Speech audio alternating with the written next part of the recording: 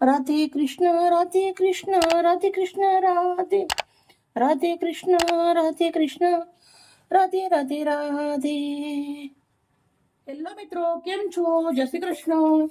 આપણે આજે બાસુંદી બનાવવાની છે, 4 થી 5 માણસને ધરીને ખાઈ શકે એવી. તો મેં ફૂલ ફેટ દૂધ લીધું છે 1 લીટર. એને આપણે ગળણીથી ગાળી લીધું છે. જાડા વાસણના અંદર ગરમ મૂકી દીધું છે. આપણે દૂધને પહેલા 10 મિનિટ સુધી ઉકળવા દેશું. એક નાની વાટકી ખાંડ લીધી છે, 1 વાટકી મખાના લીધી છે, ગુલાબની પાંદડી છે, ઇલાયચીના થોડા દાણા છે, પછી થોડી બદામની કતરણ છે અને પિસ્તા છે. અડધી વાટકીથી ઓછું મેં દૂધ લીધું છે. 1 ચમચી ભરી અને આપણે કસ્ટર્ડ પાવડર નાખીએ છીએ દૂધના અંદર. સરસ મજાનું આવી રીતે મિક્સ કરી દેવાનું છે. મિત્રો, તમે જોઈ શકો છો આપણું કસ્ટર્ડ પાવડર સરસ મજાનો મેં ઠંડા દૂધના અંદર આપણે ઓગાળી દીધો છે. અને ઠંડા દૂધનો ઉપયોગ કરવાનો છે. મેં 1 ચમચી લીધો છે, તમે 2 ચમચી પણ લઈ શકો છો, પણ હું દૂધને થોડું બરવા દઉં છું એટલે 1 ચમચી લીધો છે.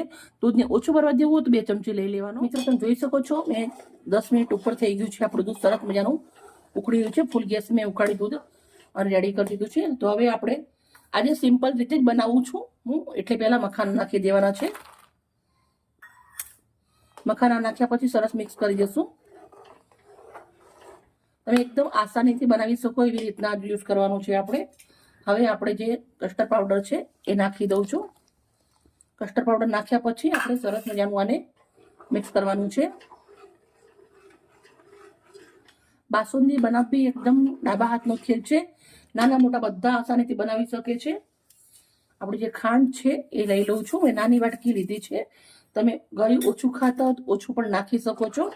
હવે આપણે ખાંડ નાખ્યા પછી સરસ મજાનું હજી આને 10 મિનિટ જેવું ધીમા તાપે ઉકળવા દેવાનું છે.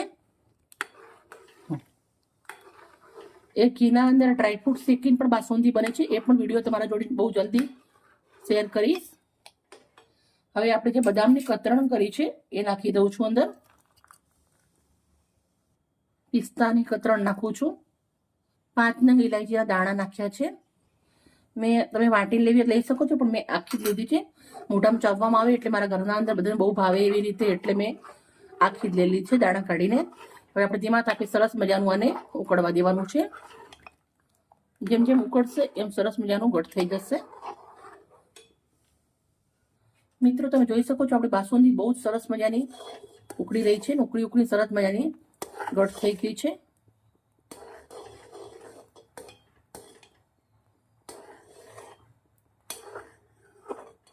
ટોટલ બાસુંદી બનતી આપણે 30 મિનિટ જેવું લાગે છે. તો આપણી બાસુંદી સરસ મજાની ઉકળી અને રેડી થઈ ગઈ છે. તો હવે આપણે ગેસને બંધ કરી દેવાનું છે અને આને એકદમ સર્વ કરવાની છે.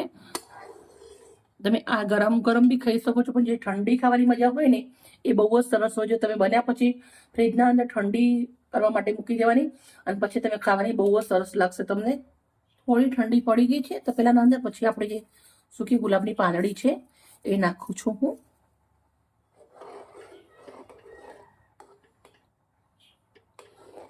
સૂકી ગુલાબની પાંદડી નાખવાથી ટેસ્ટમાં બેસ્ટ લાગશે અને બહુ સરસ લાગે છે.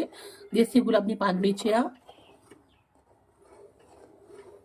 મેં કાચનું બાઉલ લઈ લીધું છે. હવે આપણે આને કાચના બાઉલના અંદર સર્વ કરું છું. તમે જોઈ શકો છો એની કરન્સી આટલી આપણી થોડી જાડી છે, પણ ફ્રીજમાં મૂકીને એટલે એકદમ સરસ મજાનું ઘટ થઈ જાય. તો આપણે આવી રીતના કાચના બાઉલના અંદર લઈ લેવાનું છે.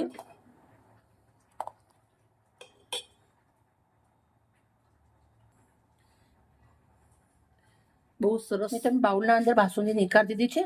થોડીક એવી બદામની કતરણ નાખું છું. એકદમ સિમ્પલ રીતે બની અને સરસ બાસુંદી આપણે રેડી હોય તો પ્લીઝ એક લાઈક કરજો, દોસ્તોને અંદર શેર કરજો અને આ ફ્રીજના અંદર મૂકીને ઠંડી પડે પછી ખાજો. Okay, bye bye. કાલે મળી નવી રેસીપી સાથે. રાધે કૃષ્ણ રાધે કૃષ્ણ રાધે કૃષ્ણ રાધે રાધે કૃષ્ણ રાધે કૃષ્ણ રાધે રાધે રાધે.